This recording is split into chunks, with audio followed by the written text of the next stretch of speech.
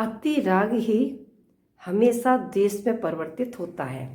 द्वेष कभी सीधा नहीं होता है। जब हम किसी के प्रति राग करते हैं और राग की पूर्ति जब हमारी नहीं हो पाती है तो वह हमारा सारा का सारा राग क्या हो जाता है, द्वेष में परिवर्तित हो जाता है।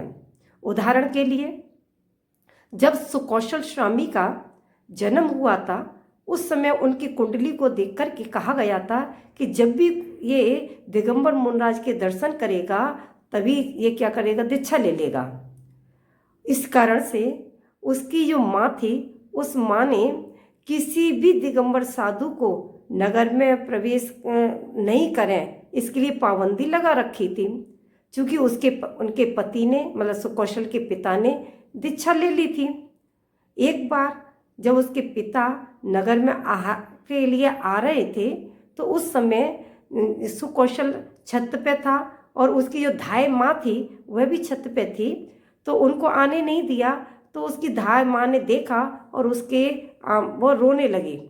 जब वो रोने लगी तो सुकौशल ने पूछा कि धामा क्यों रो रही है, तो उसने बतलाया कि कभी ये दिगंबर साधु इस नगर के राजा थे, तुम्हारे पिता थे, और आज इस नगर में उनको आने नहीं दिया जा रहा, इसको देख करके मैं रो रही हूँ।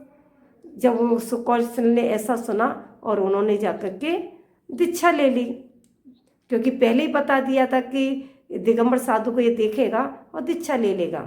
उसकी जो माँ थी उस माँ को इतना दुख हुआ, इतना संक्लेश किया, इतना आर्त ध्यान उसने किया और आर्त ध्यान से मर कर के वह क्या बन गई, व्याघ्री बन गई।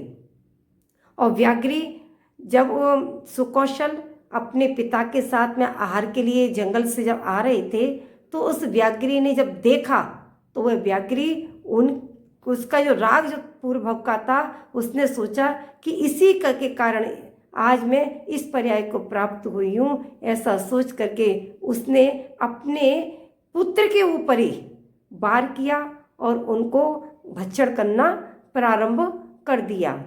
ऐसे 3 दिन तक वह अपने बच्चे सहित उनको सुकौशल मुनिराज को खाती रही।